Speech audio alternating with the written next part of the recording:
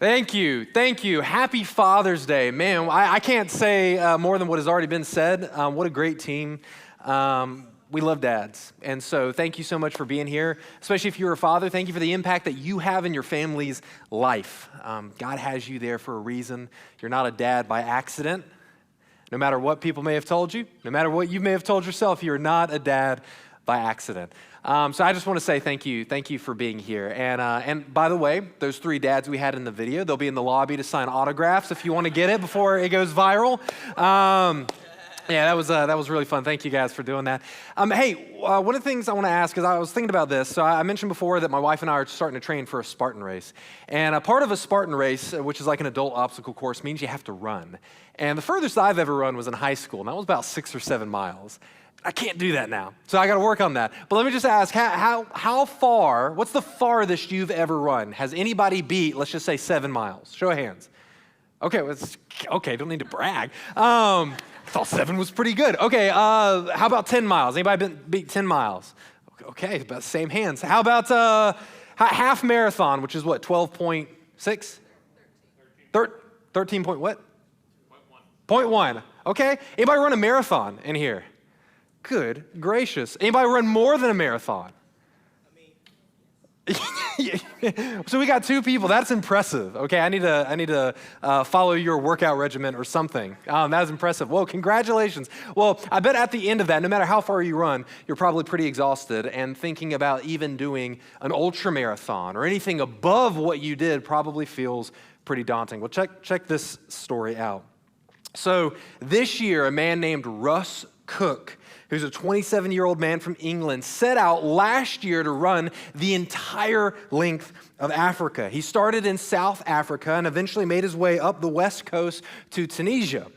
And that meant he had to run over 10,000 miles, which is about 376 marathons. He did this over about 352 days along the way, facing challenges like having food poisoning, being robbed, being kidnapped even, amongst other struggles trying to cross other countries or crossing over the border into other countries. Now, when he finished the race just a few months ago, some reporters were there and they asked him, how are you doing? How do you feel? And he looked at him, he said, I'm a little bit tired. By the way, that was a pretty good English. Thank you. The autographs in the lobby, that's right. He said he was a little tired, right, which was the understatement of a century. And and in some ways, it makes me think, I wonder what his strategy was. I imagine he didn't think when he was just a quarter of the way through, oh my gosh, I've got another 8,000 miles to go. My guess is that mentally, he took it one day at a time. He knew he had to run a little over a marathon every single day.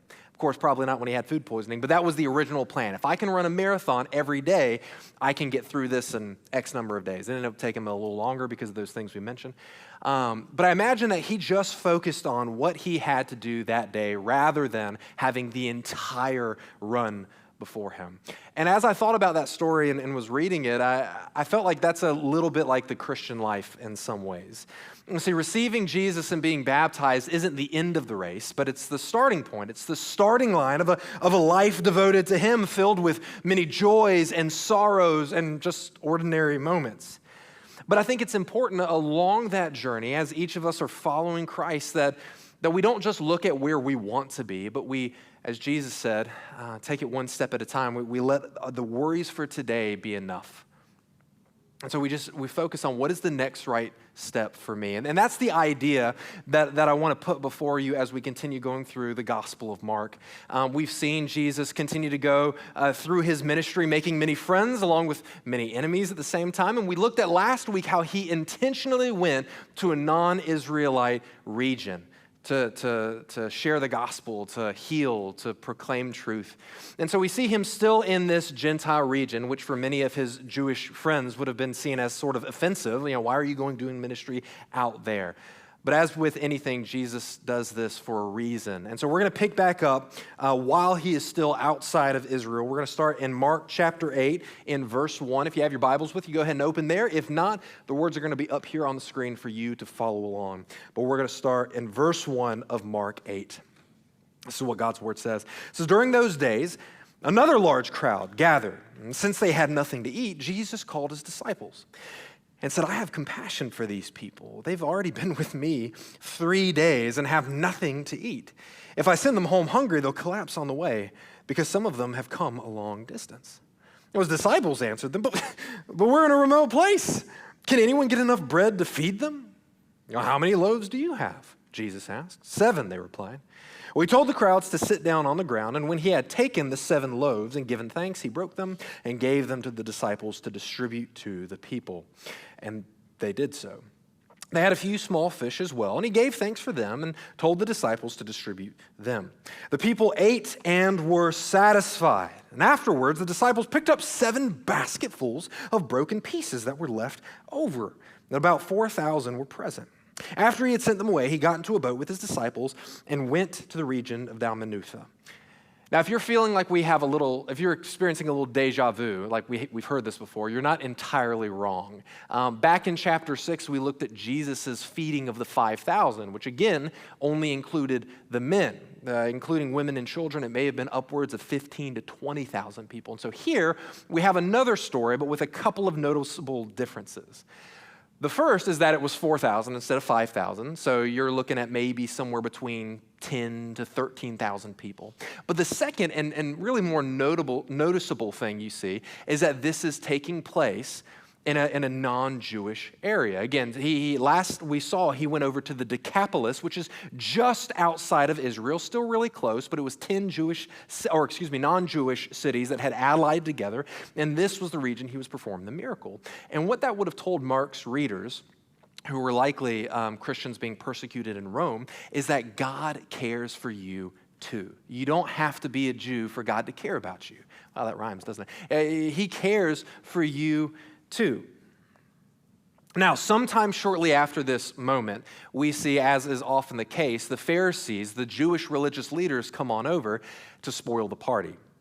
Continuing in verse 11, it says, the Pharisees came and began to question Jesus. And to test him, they asked him for a sign from heaven. He sighed deeply and he said, why does this generation ask for a sign? Truly, I tell you, no sign will be given to it. And then he left them and got back into the boat and crossed to the other side of the sea. So just to pause here for a moment, what the Pharisees are doing is they're demanding a sign, a miracle from heaven. And part of the reason they did this, there's a little bit of logic behind it, is there were a lot of miracle workers back in the day. People claiming that they could heal any ailment, that they could do magic. That was pretty common. And so the Pharisees wanted to make sure he was legit. It's really not unlike medicines today, where they say, hey, this little gummy will cure everything from your eczema to your irritable bowel syndrome. I mean, like that's what people back then would do, but instead of medicine, it was with miraculous healings. And so the Pharisees, being a little skeptical, said, prove it. And we would think on the surface, that's pretty reasonable. I would say the same thing.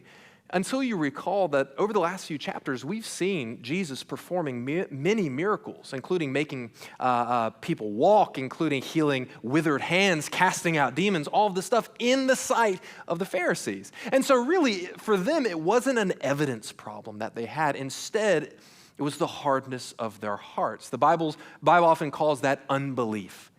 And unbelief is not simply doubt. It's not wrestling with God. It's not wrestling with a difficult truth. It is a willingness to close your heart off to God. And that's the difference, because when you see people struggling with their faith, Jesus invites them to lean in. He engages them in dialogue and in conversation. But when it's somebody who has willingly said, basically, nothing you can do will make me follow you, he moves on to the next person. And that was really the point with the Pharisees, is he said, I'm not going to give you anything. Because really what they were looking to do is get some dirt on him so they could condemn him. Now, in Matthew's gospel, he does say, I'll do one more miracle. He says, I'll give you the sign of Jonah, which was sort of a veiled reference to, just as Jonah was in the belly of a whale for 3 days, it was a veiled reference to saying, I will be in the ground for 3 days, but then I will rise again. So he does hint at, you're going to see something big, but just not right now. So again, the truth was that they had already made up their mind, and I think the point Jesus is making is, again, that attitude, the willingness to blind your heart was dangerous. And as we'll see in a moment, that attitude that willingness to harden your heart can spread like a disease to the people around you, which is what we read about here in verse 14. It says, the disciples, just after this, it says, the disciples had forgotten to bring bread, except for one loaf that they had with them in the boat. But then Jesus says, be careful. Jesus warned them, watch out for the yeast of the Pharisees and that of Herod, who was the ruler of the region. Well, verse 16, they discussed this with one another and said, it must be because we forgot bread. See, they thought Jesus' reference to yeast was about the bread they had left. Well, aware of this discussion in verse 17, it says, Jesus asked them, why are you talking about having no bread? Do you still not see or understand? Are your hearts hardened? Do you have eyes but fail to see and ears but fail to hear? And don't you remember when I broke the 5 loaves for the 5,000? And how many basketfuls of pieces did you pick up? Well, 12, they replied. And when I broke the 7 loaves for the 4,000, how many basketfuls of pieces did you pick up? And they answered 7. And he said to them, do you still not understand? So Jesus was trying to warn his disciples against the yeast of the Pharisees. Yeast in the Bible and really in the ancient world was often used as sort of corrosive or almost like an idea or a disease that could spread like a cancer. And so there's one place in the Bible, I believe, where it's used positively, but everywhere else, when referring to yeast, it's not a good thing. And that was the idea, is Jesus was saying you have to be really careful. You have to guard your heart, because if you're not careful, that sort of unbelief, that whether it's because of distraction, whether it's because of stubbornness or anything else, that can seep in and take root in your heart. And the sad thing was that the disciples, in a roundabout way, were doing the exact same thing that the Pharisees were doing. See, the Pharisees, they couldn't see past their political or religious ideology. They couldn't see past that to see who Jesus actually was. And the disciples, on the other hand, couldn't see past their practical need. We don't have bread. What are we going to do? Where are we going to eat? And Jesus says, listen, don't you trust me? Don't you understand?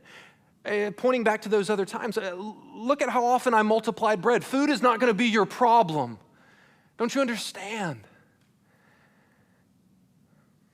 See, often we want to judge the Pharisees or the disciples for their moral failure, for their ignorance, but I think more often what God wants us to do is actually look at the disciples and look at the Pharisees and see us in them. Because how often do we do the same sorts of things? Like we look at them and we say, Pharisees, shouldn't it be obvious? Gosh, you must be really bad to be that stubborn. But often we can find ourselves doing the same thing, allowing these things to distract us, allowing these things to become allowing these things to come in front of us, which obscures Jesus in our life. And that's really where I think we get to the real issue that applies to us. And this is the first thing, if you're taking notes, is it's just this, that what you allow to preoccupy your heart will either bring Jesus into focus or obscure him entirely. Think about it like this.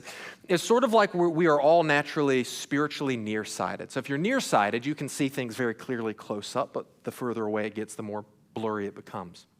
And what we see in the Christian life, I think, is oftentimes as we take steps toward Jesus, he begins to become more and more clear in our life.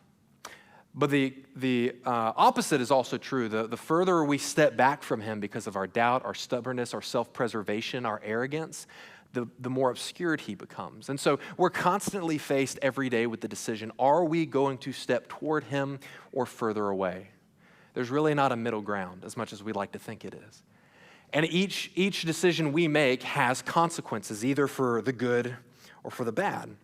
And so again, Jesus is teaching that persistent, willing unbelief will eventually affect our spiritual eyesight. It'll eventually, if we're not careful, like the Pharisees, completely blind us to the glorious truth that is in front of us.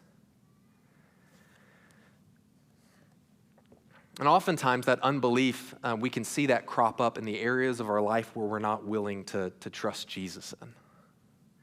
Let me just ask the dads for a moment.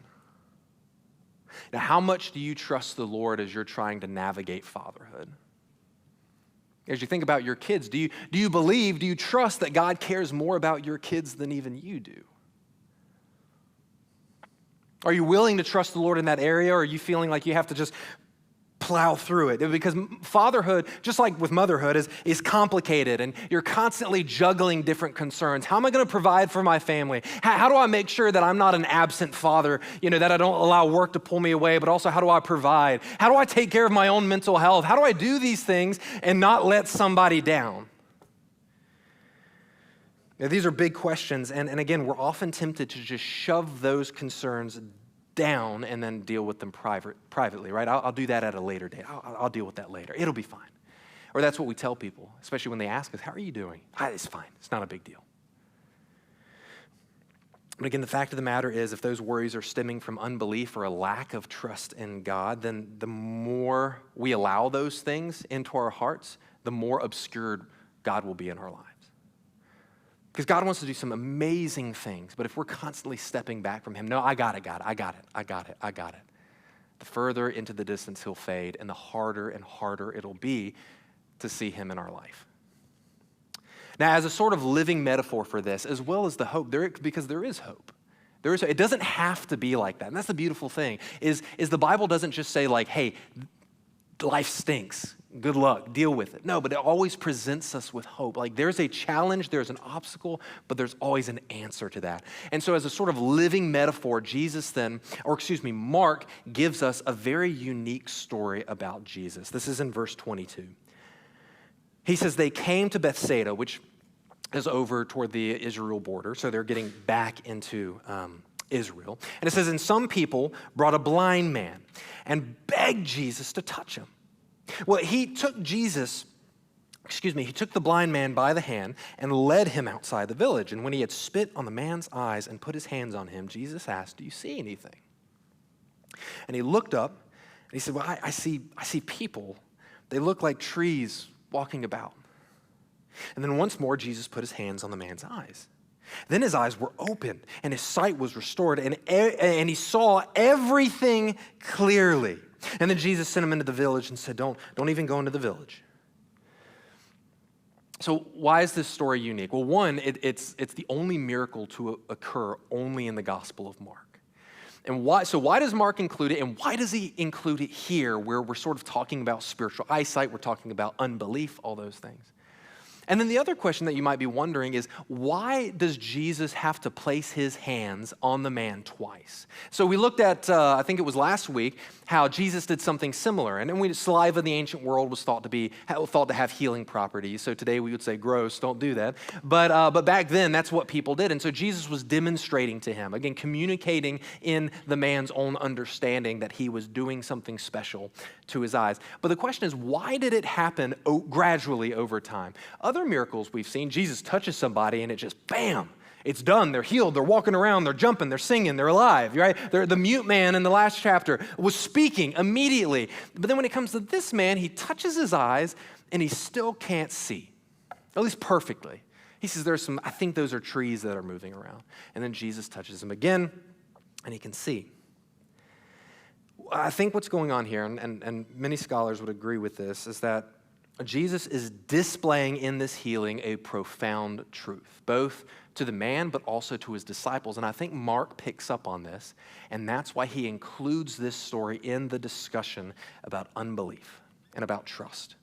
And this is how I would sum it up. Putting it in our own words, this is how I would put it. And that is that the Christian life is incremental, faithful steps toward Jesus. The Christian life is made up of incremental, faithful steps toward Jesus. It's sort of like, just like you don't come out of the womb fully matured, at least that's been my experience. Hopefully for you too. Hopefully for your moms, that's true. I mean, you don't come out fully matured. It takes time. And in a similar way, when we come to Christ, we don't come having it all figured out, but we come gradually. And so in a way, just like this man's physical eyesight was restored gradually over time, our spiritual eyesight is often being restored gradually. And that happens not usually through big lightning bolt moments, but through incremental, faithful, consistent, persevering steps toward Jesus. And again, like we said, as we do that, Jesus becomes more and more in focus in our life. Now, the hard thing, though, is that in our society, we often want to look for quick fixes. We want a microwavable Christianity. And when we don't have those needs met right away, like when we don't see Jesus immediately healing whatever it is, we want to walk away. And in fact, if we were that man, right, we might say, well, thanks, Jesus. I mean, I guess I can see a little bit, but let me go look for someone else. But the man stays with Jesus, and Jesus heals him. And in our culture, especially as we have access to things so immediately, we tend to want it, and we want it now. We want a fast food drive-through Jesus. But I think what we see in the Christian life is as we follow Jesus gradually over time and we persevere and we stay alongside of him, we start to understand our life and understand our situation better and better, and we start to see the hope that can be present in our life each and every day. Again, they're incremental, ordinary steps. One of the things I'll tell people is when we read the Bible sometimes, we read the book of Acts and we see crazy things happening. I mean, similar to what we see in Jesus, but we hear these stories of the disciples go out after Jesus rose and ascended into heaven, and we see these things and we think, great, or some people will think, great, that's what the Christian life is like. Like, I better wake up every day and find somebody I can lay hands on and heal. But the reality is the book of Acts in particular is like a highlight reel. Those things don't happen every day. What I find it interesting to consider is what happened in the early church on those ordinary days where they woke up and the sun was shining, but nothing miraculous happened. What was it like to follow Jesus in those times? And what was it like to persevere when they didn't feel like they saw Jesus show up? Because they were facing persecution. They were being beat up and cast out of cities. And when God didn't supposedly come through in that moment, what must they have thought? They said, no, I know God is going to come through. I'm going to stick with it. I'm going to stick with it. And in the book of Acts is when we see God really break into their life. I imagine if Russ Cook, again, constantly thought about how far he had to run, he probably wouldn't have finished the race. My guess, again, is that he focused on just what he needed to do for that day. And so you might be facing something in your life, a monumental task, it feels like, right? Raising your kids, or leading your family, or growing in holiness, or overcoming your anxiety. These very noble tasks, but gosh, how do you do that? It takes years to raise your kids. It takes years to overcome these issues which we've had in our life. And the answer to that is not look for a quick fix or a pill or something that'll instantly take it away.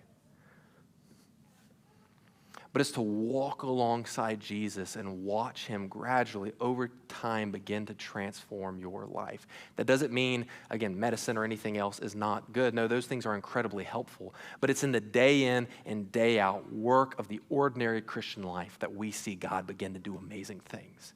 And so let me leave you with a couple of pieces of encouragement as you think about this. And as you think about in your own life, what does it look like for me to take that next right step toward Jesus?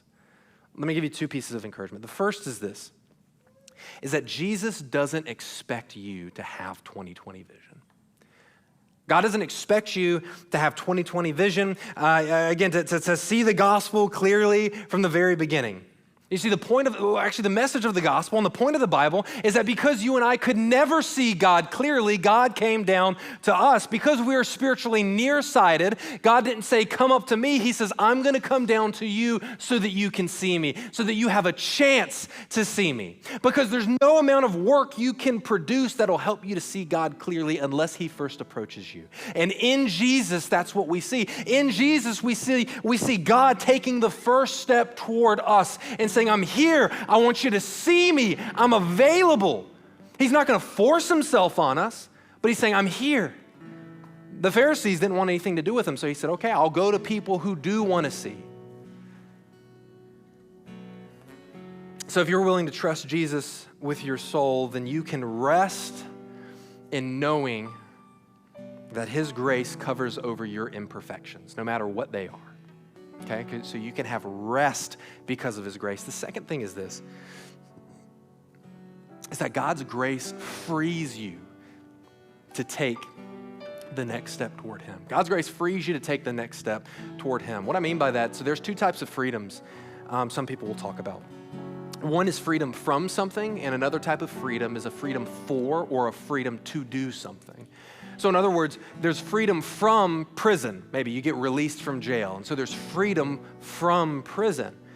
But then there's a type of freedom to take that promotion, a freedom to do something. And the amazing thing about the gospel is that it presents us freedom in both of those ways. It frees us from sin, right, putting our sin to death, but it also frees us to pursue Jesus, to find purpose in life, to find hope in life. It frees us to have a life that we could have never imagined on our own.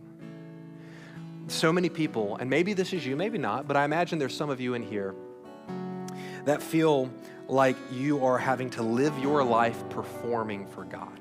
And your God may not be the God of the Bible. Your God may be your spouse. Your God may be your own attitudes. Your God may be your own expectations. Whatever that God is in your life, it might be money, it might be success, it might be the opinions of other people, but my guess is many of you are like me so often, are trying to perform for the God in your life so that you will be seen as enough. See, the beautiful thing about the Gospels is Jesus says, you're not going to be able to perform for my standards. And so I've come to be enough for you so you don't have to worry about trying to perform. Because we feel like we're up here on a stage and we're trying to do ballet and we're trying to act and we're trying to do these things so we hope God will see us and be proud of us. But Jesus says, no, that's not what you need to do anymore. You don't need to try because you're never going to be good enough. That's why I came to be good enough for you. It's like this. It's like imagine that to graduate, you needed to get an A in biology. And let's say you were really bad at biology, but you genuinely wanted to learn. You wanted to acquire this information, not just so you could get a degree, but so that you could actually learn and apply it to your life, but you also needed it to graduate. And imagine that the teacher said, well, listen, to pass my class, you're going to have to get an A+. You're just going to have to school it. If that was me, I'd be done so. C's get degrees. But imagine if they said, you need an A+. And so you're stressing. How would you study at that point? Probably frantically, because you're thinking, I don't want to have to pay for another semester of college. That's expensive, or whatever it is. And so you're going to frantically try to learn all the information. You're going to be staying up way too late, and it's just going to be a mess. And you probably, even if you do better on the test, you're probably not actually learning that information. You're taking whatever shortcuts you can to bump up your grade a little bit. But the reality is it's still not going to be enough. And then imagine that the teacher came to you one day and they said, hey, listen, another student has already taken the test and they got an A+. And they want to substitute their grade for yours. Well, what would that do to you? I know for me, one, that would be an incredible weight off my shoulders. The fact that, wait, I don't have to stress and freak out because I'm already going to graduate. Like, there's nothing I could do that would make me lose this.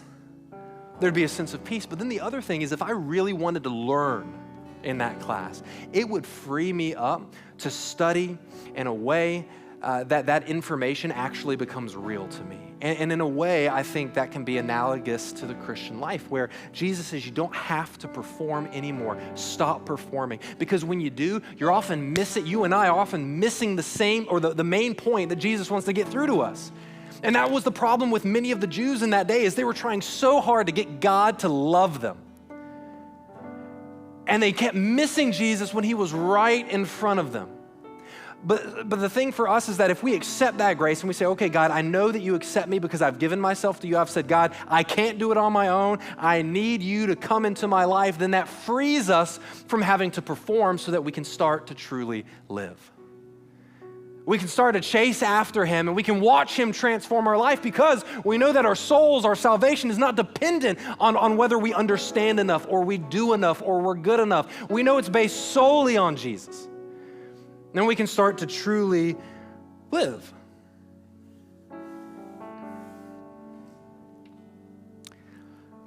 And I think it's in those moments that we're actually freed up to take those incremental steps toward Jesus. Because again, we sometimes feel if we're trying to be big and make God proud of us, we don't want to do the little stuff. We want to go for the big things. And that usually gets us into trouble. But then because of the grace of God, it frees us to say, okay, how can I walk toward Jesus today? I'm not trying to reach a benchmark so that he'll be proud of me or happy with me. I just want to get closer to him. I want to see him more clearly. That sort of attitude is one that comes from love. I want to chase you because I love you, because I know that you love me.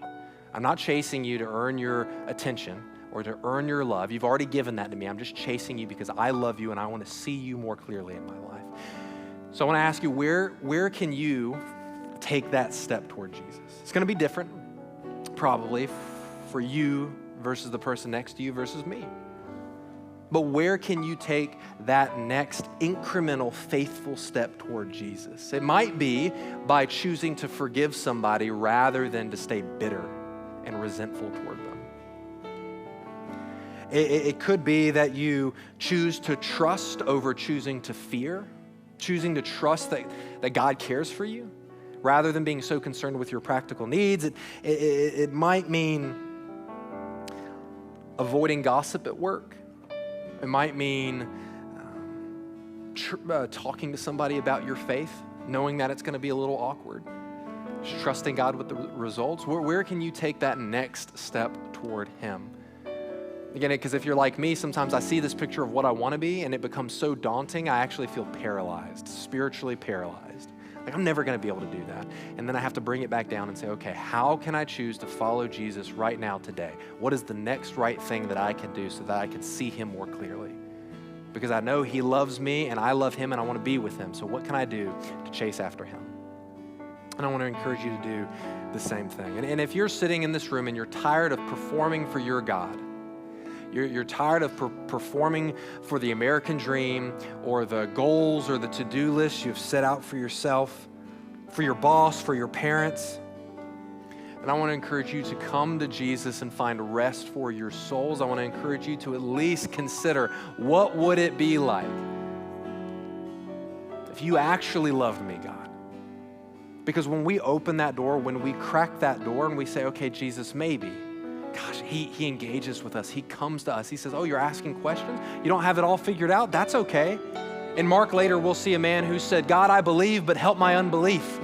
Gosh, there are days where I struggle with my faith. I wake up on the wrong side of the bed and I'm struggling. But I'm so thankful to know that I can rest in God's salvation and His grace, which is not based on how I feel when I wake up in the morning. And so if you can do that, if you can say, okay, God, maybe, I'm going to consider, maybe you're out there, you love me. I want you to watch God show up in your life, because I believe He will. If you're genuine about it, I believe He will. And then again, if you're already a follower of Jesus, then take that next right step towards Him. Pray about that, consider what that could be, and watch God show up in your life.